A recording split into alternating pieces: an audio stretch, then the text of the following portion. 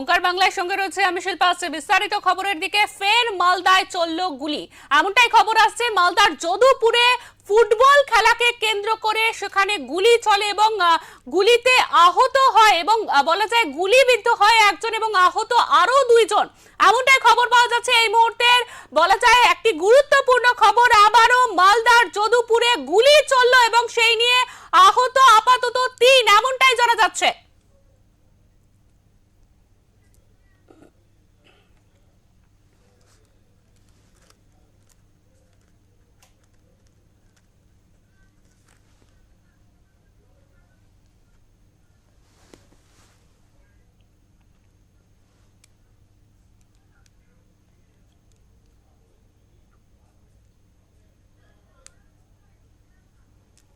আমাদের সঙ্গে ইতিমধ্যে টেলিফোন লাইনে রয়েছেন আমাদের প্রতিনিধি প্রশান্ত দাস। প্রশান্ত, তোমার কাছে জানতে চাইবো, মালদায় ঠিক কি কারণে ফুটবল খেলার মাঠে এইভাবে গুলি চলল?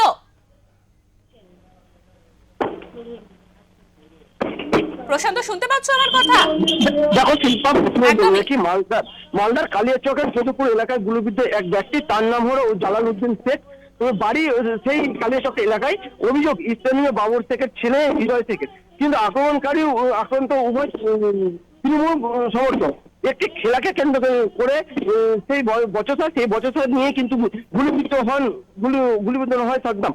লক্ষ্য করে গুলি করা হয় এবং তাকে বাঁচাতে গেলে আরো দুজন আহত হয়। তাদের মালদা মেডিকেল কলেজ হসপিটালে ভর্তি করা হয়েছে। শিল্পা, একদমই, এই যে পরিস্থিতি সৃষ্টি হয়েছে, এই ব্যাপারে কি এখনো পর্যন্ত জেলা যে নেতৃত্বরা রয়েছেন তারা কি মুখ খুলেছেন?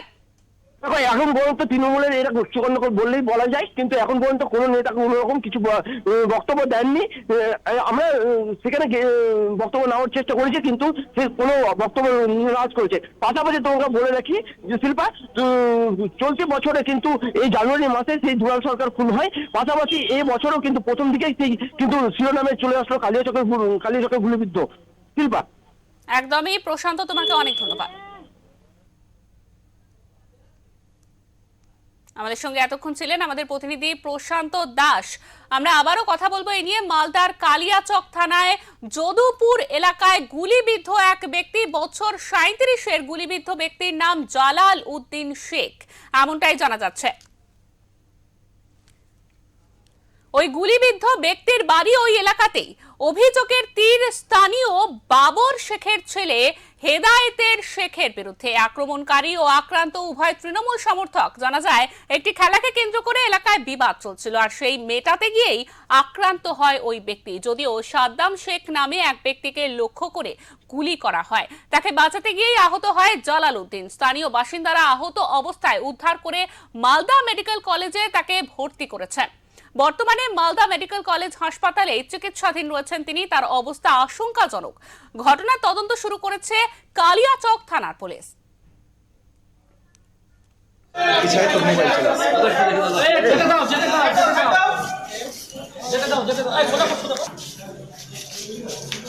আস্তে আস্তে অত তাড়াতাড়ি করে লাভ নাই, আস্তে আস্তে ওর অসুবিধা হচ্ছে, ও ঝুঁকছে।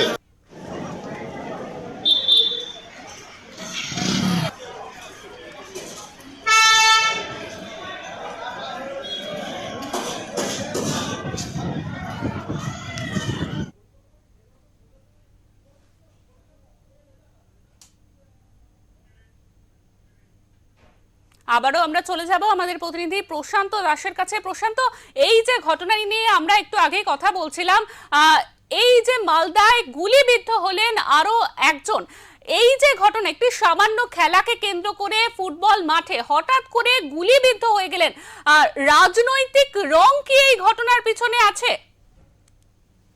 দেখো, এখন পর্যন্ত যে এলাকায় ঘটনা ঘটেছে সেখান থেকে কিন্তু উভয় পক্ষই কিন্তু তৃণমূল কর্মী।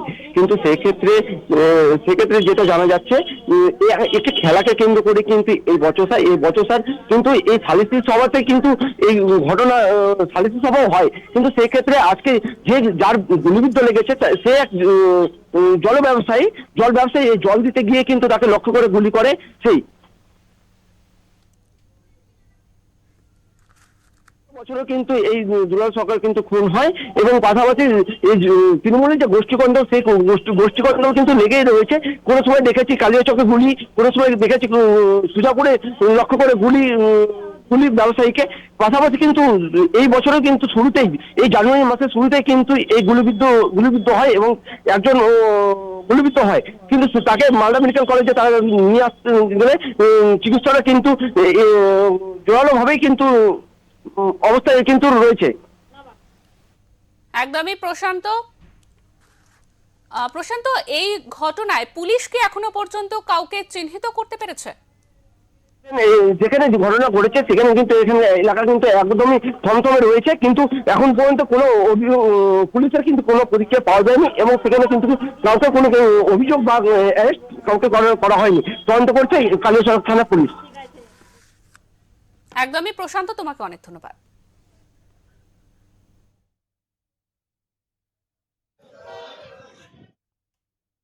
খেলা নিয়ে গন্ডগোলে কয়জনকে মেরেছে? 3 জনকে। গুলি কয়জনকে লেগেছে? গুলি লেগেছে একজনকে, আর একজনকে পেস্তল নিয়ে মেরেছে, এখানে নাক ভেঙে দিয়েছে মেরে। ওখানে নিয়ে আসলাম হসপিটালে। তারা এখন অসুস্থ আছে। বাবর মস্তানি করে, গুন্ডা, 1 নম্বর গুন্ডা। ও টিএমসির লোক, আর আপনারা? আমরা টিএমসির কর্মী, ভোট দিই আমরা। বাবরের ছেলে হেদায়েত, ওরা সবটি মিলে মেরেছে। এবার আজকে সকালে ওই জায়গাটাতে গিয়েছে, এবার এও গিয়েছে, কেন এলা ঝামেলা করছি, বাড়ি থেকে এসে গুলি মেরে দিয়েছে শুনলাম। কি অবস্থায় আছে এখন? এখন অবস্থা তো আস্তে আস্তে তো দেখলাম কি মানে প্রচুর অবস্থা খারাপই।